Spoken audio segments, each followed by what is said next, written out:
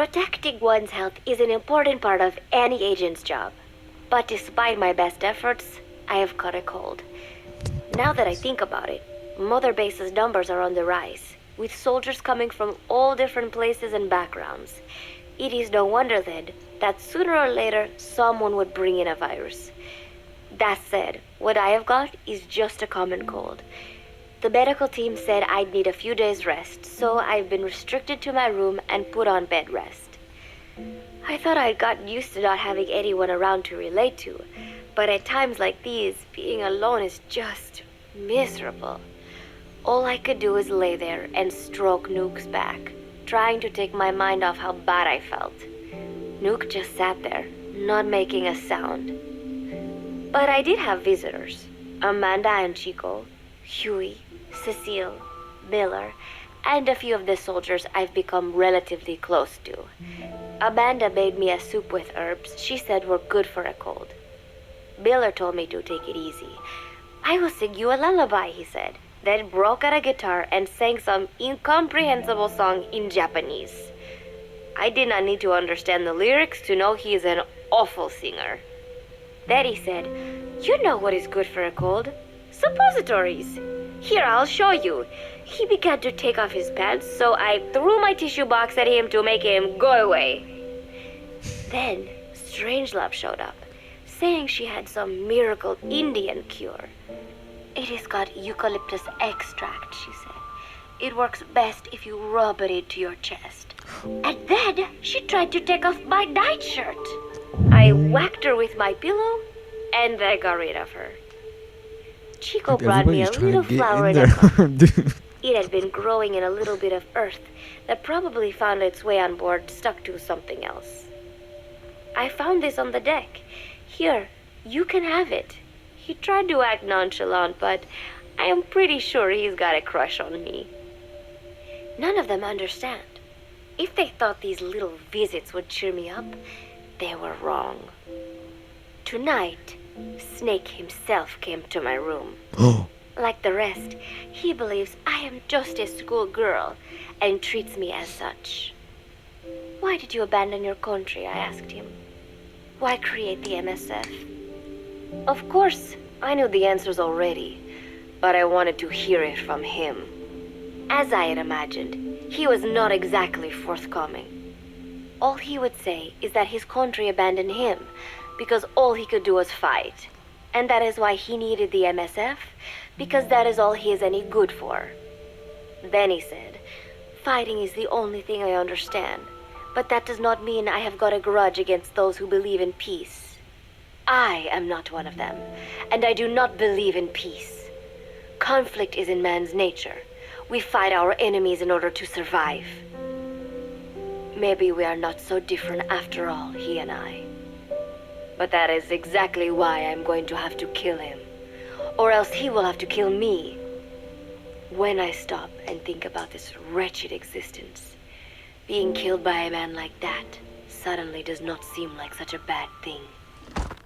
Oh, so she's into me. Every month, Mother Base throws a party for all the soldiers whose birthdays fall in that month. There is something strange about a military organization having parties. Really though, it is just an excuse to drink and make noise.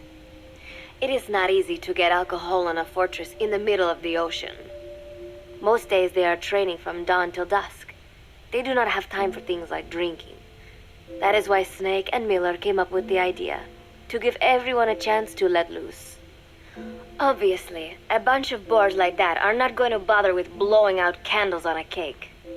Rather, they sit there in a cloud of cigarette smoke, drink beer, eat meat, tell tasteless jokes, and swap crude insults about one another's hometowns. But it hardly ever breaks out into something serious. They talk up a storm, but they're just having fun. It is funny. You have got members of FSLN rubbing shoulders with the UCLAs, people who once would have considered the other mortal enemies. I wonder if that is what makes Big Boss so popular. In leaving their countries behind, they leave their hatred for other countries too. Miller seemed a little protective of me. "Hope they're not being too crude," he said. But soon enough, he too was drunk. He yelled, "Come here! and take a look at the real Kazuhira Miller. Then dropped his pants and mooned everybody. The other soldiers burst out laughing. I have never seen such a crude, ridiculous party before. And yet, all these people, laughing and acting the fool. Is this what they call peace? For some reason, I began to think about all that has happened since I came here. Fishing with Chico, cooking with Amanda and Cecile, playing soccer, having visitors when I caught a cold. When I stop and think about it, my time here has been the most peaceful of my life. But that is about to end. I cannot imagine he will be willing to negotiate. It seems I am to fight the legendary Big Boss. I do not know if I'll be able to beat him, but if I have to choose between death and defying Cypher, I will gladly choose death. The thought of dying does not scare me. But if I disobey my orders, the fear and despair awaiting me will be far worse than anything I can imagine. It was Cypher who took me in as an orphan, gave me food and a place to live. His orders may have been unreasonable, but I will never repay my debt entirely. It seems I have no choice. I must fight this man. I must fight Snake. Hold on 1 second. Hold on, let me pause it right here. So, she wants to fight me, a military-trained operative, secret agent, whatever the fuck I am. Alright, I can take down 30 enemies that are just as big as me. I can take them all down by myself. And that little girl said she wants to fight me. I can just take her down like she's nothing. She's a little girl. I can just throw her over my back like I do with the rest of the enemies. She'll be done instantly. Knock her out. Alright, let's start over again. Start it. Do you know Miller, Snake's right-hand man? Apparently has got at least one serious weakness. He is an insatiable womanizer. He does not bother me, most likely because he considers teenagers off-limits. See, she's a teenager. But She'll he be has hit fucked on if she tries to every fight single me. one of the few female soldiers here at Mother Base.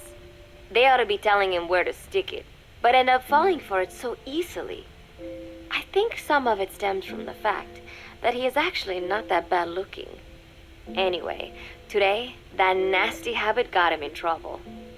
He and Snake got into one of their rare fights, and I was there to see it. They burst out of the showers, completely naked, trading punches.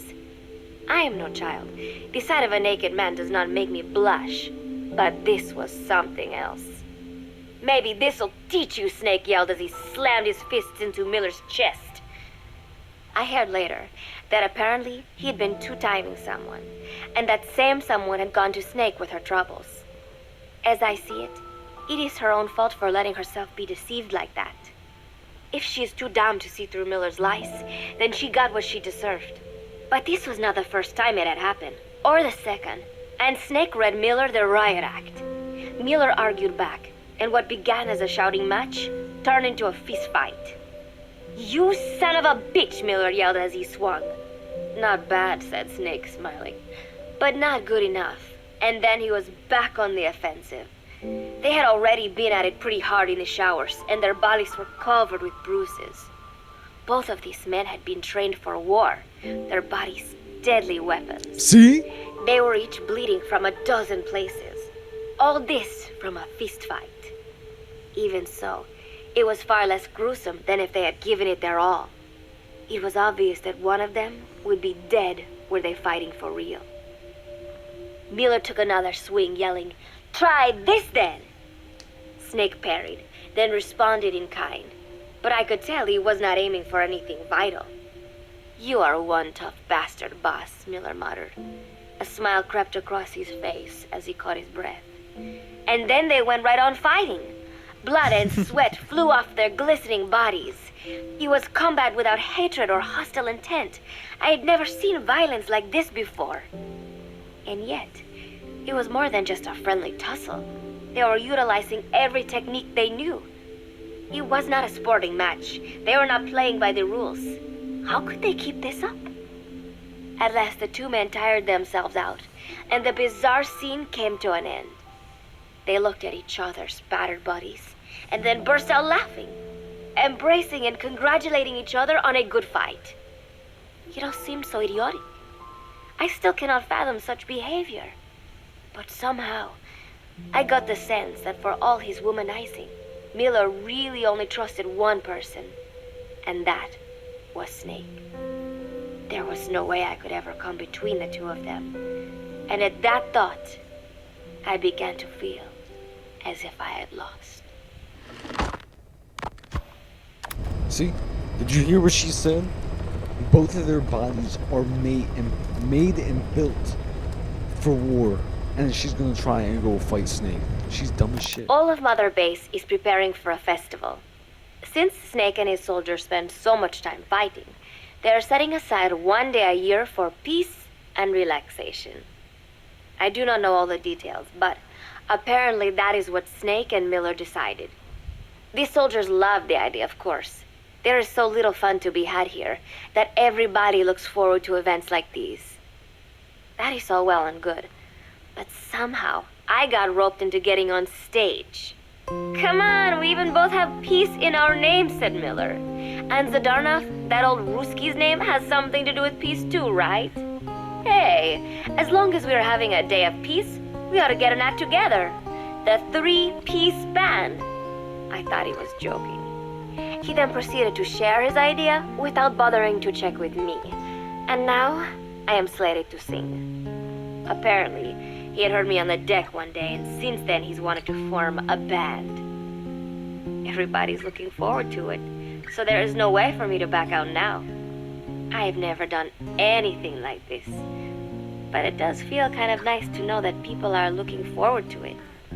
I mean, it cannot be any worse than Miller's singing, but modifications to Zeke are already finalized, and I must complete my mission.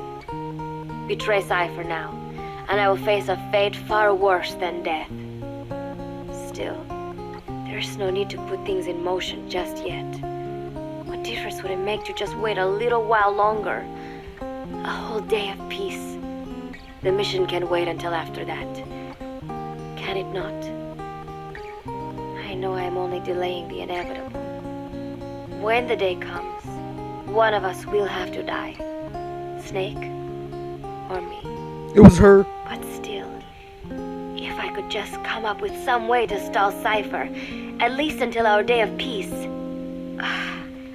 When did I start having thoughts like this? My cover is blown. They know nothing of Cypher or my true objective, but they know I am a spy. There is no more time left. I must act now. I must complete my mission. How did it come to this? All I wanted was 3 more days. Just 3. Miller's already finished writing the song. It is called Love Deterrent. It is about a girl who cannot express her true feelings. I have been practicing. I am no pro, but I was pretty sure I would do a decent job. And now this. Cypher found out that Zeke was complete.